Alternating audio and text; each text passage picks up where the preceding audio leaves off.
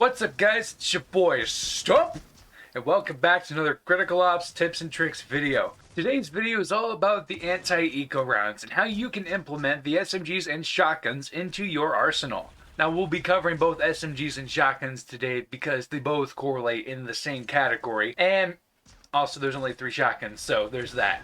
But before I forget, if you could check to make sure you are subscribed to the channel, and make sure you have the notification bell turned on so you don't miss any new videos. I also have social media that I post to, linked in the description below, or to the right, if you're on mobile. Anyways, on with the video.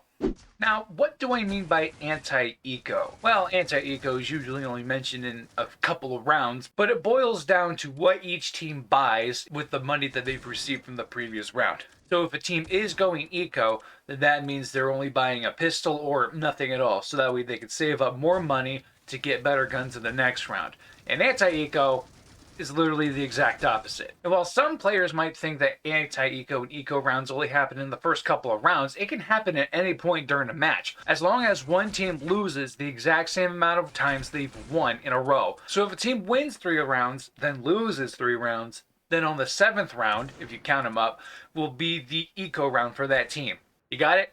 Okay, I hope so, because that's as simple as I could get, because it's a little complicated. Now, there is a general rule of thumb in the early rounds that usually pertains to what to buy, and that rule is to never buy an AK or an AR on the 2nd round. Why? Well, it runs the risk that if the other team is going eco and they get a kill and one of your teammates had bought an AR, they can pick it up. And if they win that round, they'll end up ahead economically and you guys will end up falling behind. Now, I'm not going to get into the specifics of the economy because I already have a horribly outdated video on that you can check out as well. But the only way you can counter an eco round is by going anti-eco, which just means buying armor to protect yourself from getting close range headshotted, and buying a cheap weapon like an SMG or a shotgun. So let's go ahead and take a look at your options. Starting with the SMGs, we have the MP5 that is available for both sides to purchase. It costs $1,200, has 30 rounds in the clip with 3 clips in reserve, and has a moderate firing rate of about 2 seconds or 15 bullets per second.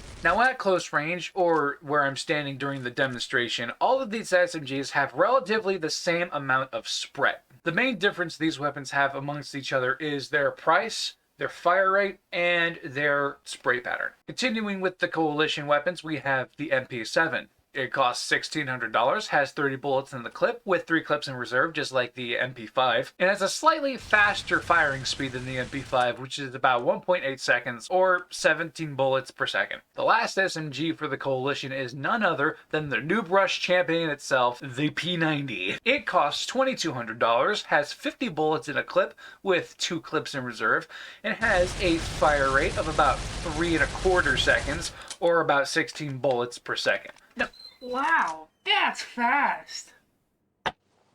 but not as fast as the MP7, which is 17 bullets per second. So then why is it so expensive? Well, the P90 does have more bullets than the MP7 and does more damage overall. But because of its pricing and the situations that we're going to be using it in, the MP7 would be the better option. Now moving on to the breach side of things, we have the MPX. It costs $1,400, has 30 bullets in the clip with 3 clips in reserve, and has a firing rate of about 2.2 seconds or about 13 bullets per second. Now, hold up. Isn't this weapon supposed to be better? I mean, obviously it's slower than the MP5, but why is it more expensive? Well, the spread on the MPX is actually much closer than what the MP5 is, but they both also do the same amount of damage, so you're really just buying the tighter spread for the MPX. And last, but certainly not the least, we have the Vector. It costs $2,000, has 33 bullets in the clip with 3 clips in reserve, and has one of the fastest firing rates of any SMG with about 2 seconds and 17 bullets per clip. Wait, isn't that the same as the MP7? Well, it is. However, the MP7 only fires 30 bullets, while the Vector only fires 33. So the Vector will shoot 30 bullets much faster than what the MP7 is, around 1 or 2 bullets more per second. And with the SMGs out of the way, it's now time to get into the shotguns. Starting on the coalition with the FP6. It costs $1,100, can fire off 8 rounds, and has 24 rounds in reserve. And it takes about 5 seconds to reload all 8 rounds to start firing again. Now, I'm also demonstrating each shotgun at close range like I did with the SMGs. But if I knew any better, and I do, I would only want to be using these at really close range. Like, in your face, came to the door, oh boy, I'm gonna get you this time. Close range. Because all shotguns can one-shot the body at very close range. Now moving on to the breech side of things, we have the M1887, also known as the Winchester. It only costs $1,000, can fire off 5 rounds with 25 rounds in reserve, and it takes about 3.5 seconds to reload all of the rounds. Now compared to the FP6, the M1887 or Winchester is a little slower on the reload, but it can shoot off its rounds much faster. It also does about the same amount of damage as the FP6, so take that into consideration. And lastly, for both sides, we have the Super 90. Not to be confused with the P90, which sometimes happens, not speaking from experience. It costs $2,200, fires off 8 rounds with 24 in reserve, and takes 5.5 seconds to reload all of its rounds. Now, if you didn't know already, the Super 90 is the only automatic shotgun in the game. So if you wanted to, you could actually just mow down the entire enemy team with the Super 90 and a prayer, because the damage is reduced compared to the FP6. You know, I'm pretty sure that the Super 90 is the love child of the P90 and the FP6. Someone's got some explaining to do. Now, some of you are wondering why I didn't include the SA-58, and some of you are wondering why some of the viewers are wondering why there is no SA-58 included in this anti-eco list. Well, for one, I already mentioned it in the AR tutorial video, so you could go check that out if you want after this video. And yes, the SA-58 would be the best choice for anti-eco, considering it's only $200 more than the MP7 and can even be the AR that you use in the gun rounds, but only if you are alive and your team wins that round. Now, I've noticed that if you win and you're still alive, you will get more money if your team wins and you die. So for those second round ecos, if you are alive at the end of the first round, then by all means, go ahead, buy the SA-58 and armor.